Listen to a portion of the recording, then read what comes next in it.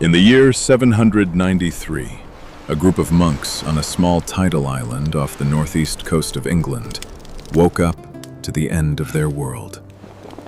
They had no army, no walls worth mentioning, and no warning.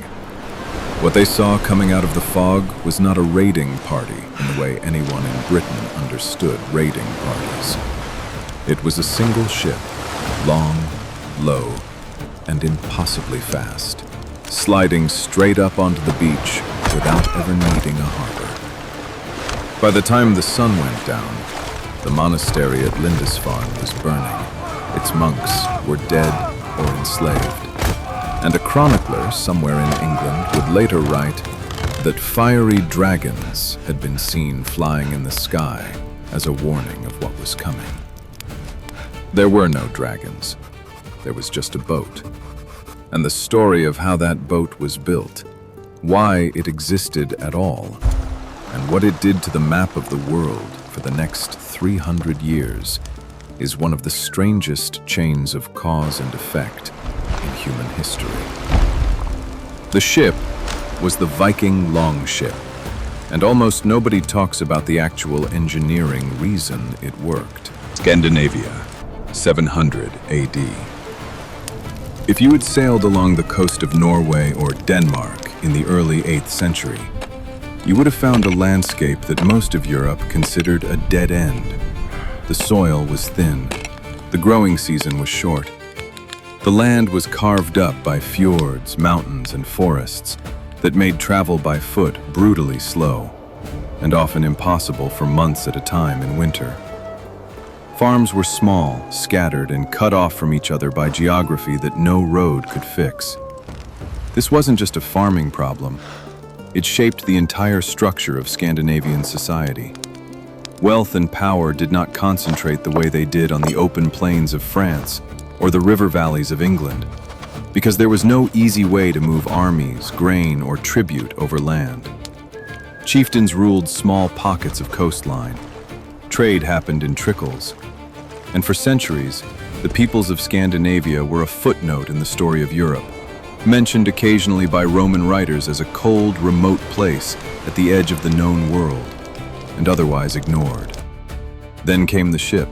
To understand what changed, you need to understand what shipbuilding looked like everywhere else at the time. Mediterranean ships in the 8th century were built shell first around a heavy internal skeleton, propelled mostly by oars, and designed for calm inland seas. They were slow, they sat deep in the water, and they needed a proper harbor to load and unload. Scandinavian shipbuilders were solving a completely different problem. They needed a vessel that could survive the open North Atlantic, get up rivers barely a few feet deep, and be dragged over land between waterways if it had to. Archaeologists digging at sites like Nydam in Denmark found boats from as early as the 4th century that hinted at the direction things were heading. Long, narrow, built from overlapping planks. But the real breakthrough took another 300 years to arrive, and it came down to a handful of decisions that nobody outside a boatyard would have noticed at the time. The first was the keel. Earlier Scandinavian boats had flat or barely there bottoms, fine for calm coastal water, but unstable and slow the moment you hit open ocean swell. Sometime around the 7th or 8th century, Norse shipwrights started building a proper deep keel down the center line of the hull, a single long backbone of oak that gave the ship structural strength and, more importantly, let it hold a course and resist tipping in real waves. The second was the technique called clinker building, where each plank overlapped the one below it like shingles on a roof, riveted together with iron nails and sealed with tarred wool or animal hair. This made the hull both flexible and strong, able to twist and bend with the waves instead of cracking under them, while staying light enough to carry over a portage between two rivers if the crew needed to. The third piece was the sail. For most of Scandinavian history, boats had been powered by oars alone. Sometime in the 7th or 8th century, the square sail arrived in the north, likely by the same trade routes that brought amber and furs south to the Roman world and Frankish kingdoms in return. Combine a deep keel, a flexible clinker hull, and a single square sail, and you got a vessel that could do something almost nothing else in Europe could do at the time. It could cross open ocean in genuinely dangerous conditions, and it could also turn around and sail 30 miles up a river so shallow that a loaded fishing boat would have scraped bottom. It drew as little as 3 feet of water fully loaded. It could be rowed when the wind died, sailed when the wind rose, and beached directly onto open sand without a harbor, a dock, or even much of a plan. An army could hit a target and be back at sea before anyone inland even heard the news. This is the detail that gets lost every single time this era is discussed as if it were only about violence. The ship was not a weapon. The ship was a solution to a geography problem. And the raiding, the trading, and the settling were simply what happened once the geography problem was solved. Nobody in a Norwegian boatyard in the year 780 was drawing up plans to conquer half of Europe. They were trying to build something that could get a family, a herd, and a season's worth of goods across open water without drowning everyone on board. What they built turned out to be capable of a great deal more than that. And the first people to discover exactly how much more were not soldiers or kings. They were farmers with something to sell. And a monastery on an island that had never needed walls, because nothing in Britain had ever been able to reach it that fast before. On the 8th of June, 793, according to the Anglo-Saxon Chronicle, the raiders struck Lindisfarne. This was not the first Viking voyage. Scandinavian traders and small raiding parties had almost certainly been testing the waters, sometimes literally, for years before this. But Lindisfarne was the moment Europe noticed, because Lindisfarne was not just any island. It was one of the most important religious centers in Britain, home to relics, manuscripts, and treasures that had never been touched, because nobody imagined an enemy could get there fast enough to matter. The Northumbrian scholar Alcuin, writing from the court of Charlemagne, described the attack as something that had never happened before, and something nobody thought possible. A pagan raid on the holiest site in the land. He wrote that the church had survived 350 years in that place, and that never before had such terror appeared in Britain as they had now suffered. The reason it worked was entirely the ship. A raid required no marching army, no siege equipment, and almost no advance warning.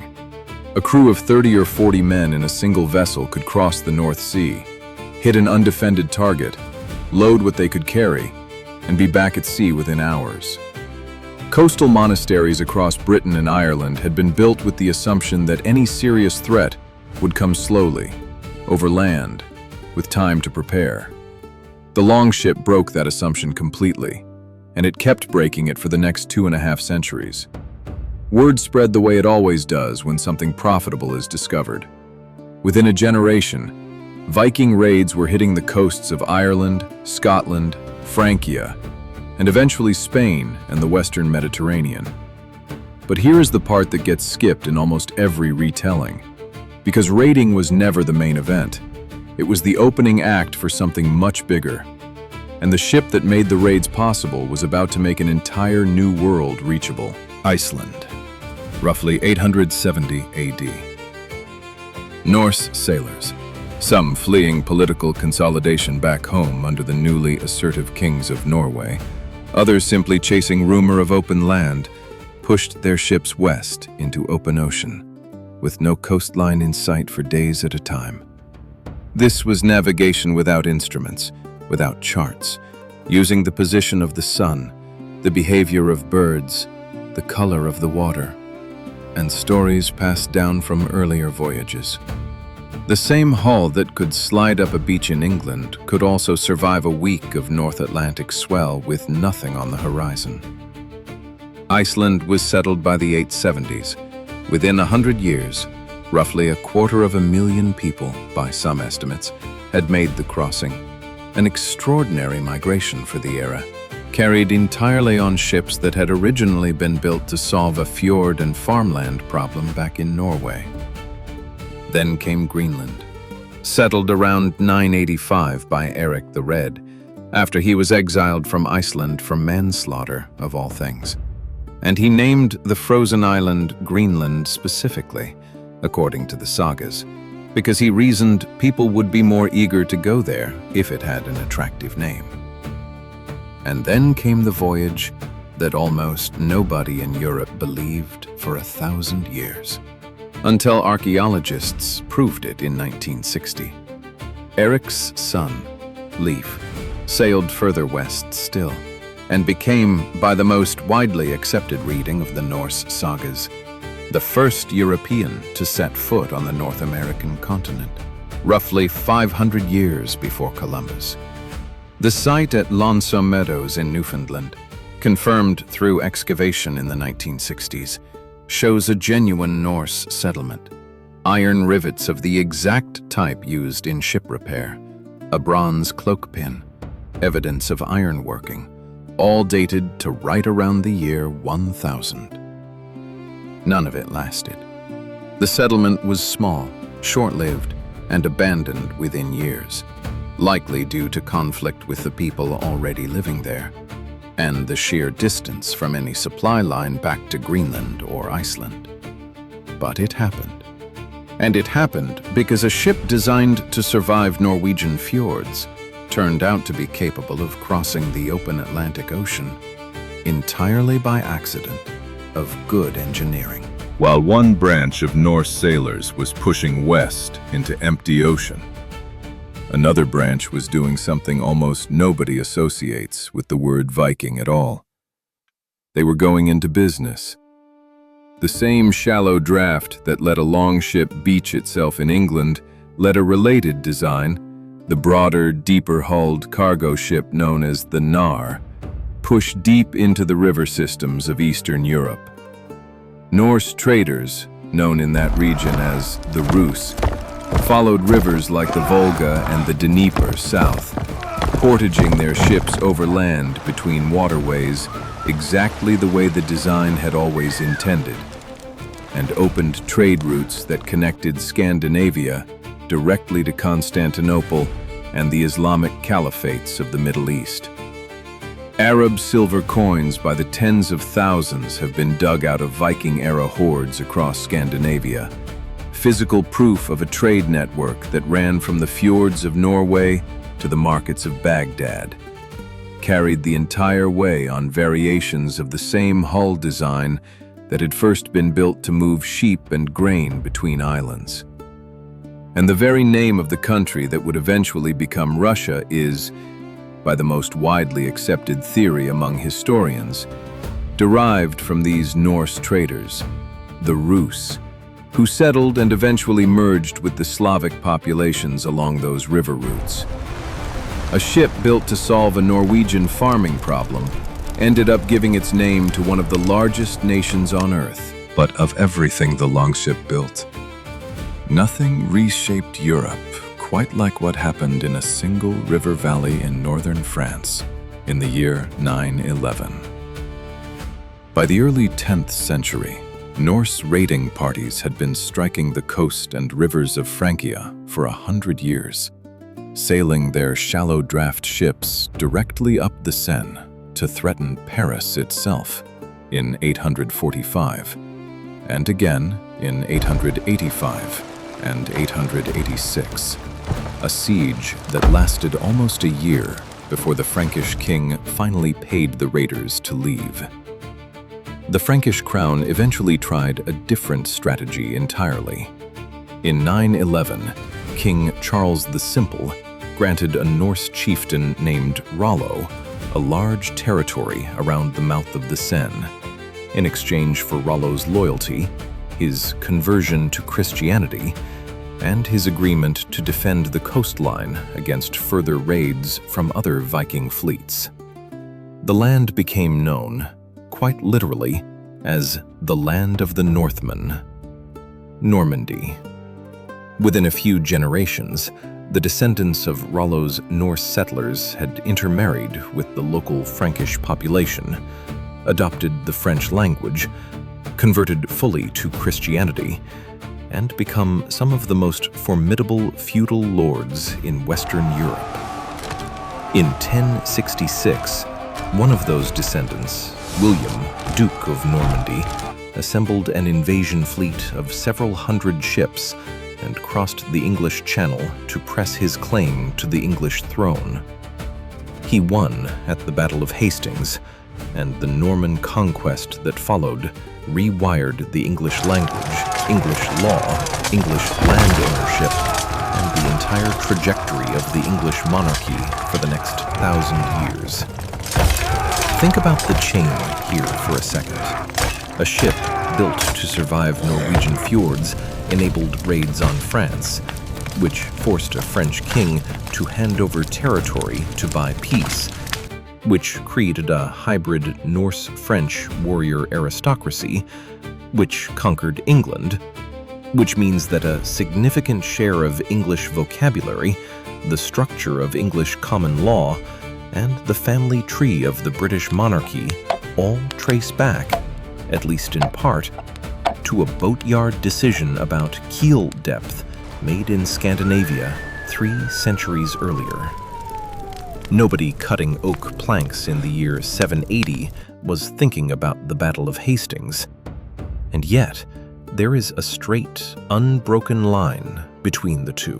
For nearly 300 years, this was the shape of Northern European history. Longships hitting coastlines faster than anyone could organize a defense. Norse settlers pushing into Iceland, Greenland, and briefly North America. Rus traders threading river systems into the heart of the Byzantine and Islamic world, and Norman descendants of Viking settlers eventually conquering England outright. And then, almost as suddenly as it began, it stopped. What ended the Viking Age was not a single battle or a single defeat. It was a slow convergence of pressures, and the ship itself was near the center of it. By the 11th century, the kingdoms of Norway, Denmark, and Sweden had consolidated into centralized monarchies with standing armies and formal governments, which meant that independent raiding parties operating on their own initiative were no longer tolerated the way they had been when Scandinavia was a patchwork of small, competing chieftaincies. Christianity had spread through the region as well, largely carried, ironically enough, along the same trade and raiding routes the ships had opened, and the church actively discouraged the kind of raiding on fellow Christian territory that had defined the previous 3 centuries. At the same time, the rest of Europe had caught up. English and Frankish coastal defenses had improved dramatically after 2 centuries of hard lessons, with fortified towns, organized militias, and naval forces of their own that could intercept raiders before they ever reached a target. The element of surprise that had made the Longship so devastating in 793 simply did not exist anymore by the middle of the 11th century.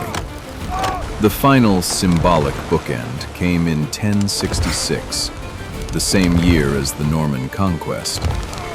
Just weeks before William crossed the Channel, the Norwegian king Harald Hardrada led one last major Viking-style invasion of England, landing a large fleet in the north and initially winning a battle at Fulford before being decisively defeated and killed at the Battle of Stamford Bridge by the English king Harold Godwinson. Historians frequently point to Stamford Bridge as the practical end of the Viking Age, the last time a Scandinavian king launched a full invasion fleet in the old style. 3 weeks later, that same English king, exhausted from marching his army the length of the country to fight the Norwegians, lost to William at Hastings instead, meaning that within a single autumn, England was invaded twice by forces with direct roots in the same seafaring culture, one defeated as a Viking army, the other victorious as a Norman one. The ship that had defined an entire age went out fighting on both sides of its own legacy in the very same season. The ships themselves did not disappear. Shipbuilding across northern Europe continued to draw directly on Norse clinker techniques for centuries, and elements of the design, the overlapping planking, the deep keel, the ability to sail close to the wind, fed directly into the evolution of later medieval and early modern European ships. What changed was the political and religious context that had made independent raiding possible in the first place. The world the Longship had built eventually closed the door behind it. For most of the last 1,000 years, almost everything anyone thought they knew about these ships came from later written sagas, church chronicles written by the people being raided, and a handful of physical fragments. That changed dramatically in 1880, when a farmer in Norway, digging into a large burial mound on his land near Sandefjord, uncovered the remains of an almost intact 9th century longship, buried as part of an elaborate ship burial for a Norse chieftain. The Gokstad ship, as it became known, was excavated with its hull largely preserved by the clay soil around it. And for the first time in history, scholars could study an actual Viking Age longship rather than a written description of one. A few decades later, in 1904, an even more elaborate discovery followed at Oseberg, another ship burial. This one built for 2 women of apparently very high status, filled with textiles, carved wooden artifacts, and a ship even more ornately decorated than the one at Gokstad. These 2 finds, sitting quietly in Norwegian burial mounds for over 1,000 years, are the reason we know almost everything specific we know today about how these ships were actually built, down to the exact number of planks, the precise angle of the keel, and the placement of the oar holes. Without 2 accidental discoveries by 19th and early 20th century farmers, the entire modern understanding of Viking shipbuilding would still be guesswork, pieced together from monastery chronicles written by people who were, understandably, not in a position to take careful engineering notes while their home was on fire. And the story does not end in a museum. In 1991, Norwegian shipwrights built a full-scale, historically accurate replica of the Gokstad ship, named it Gaia, and sailed it across the North Atlantic to Newfoundland and up the eastern seaboard of the United States as part of the 500th anniversary commemorations surrounding Columbus's voyage.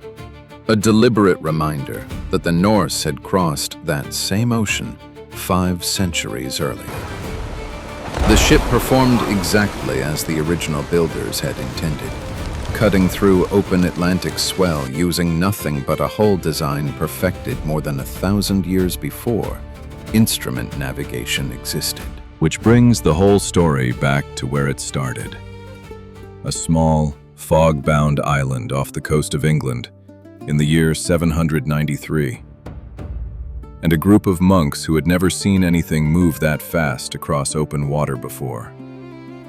Nobody in a Norwegian boatyard in the 8th century set out to found Normandy, hand a name to Russia, put a Norse dynasty on the throne of England, or plant a settlement in North America 5 centuries ahead of Columbus.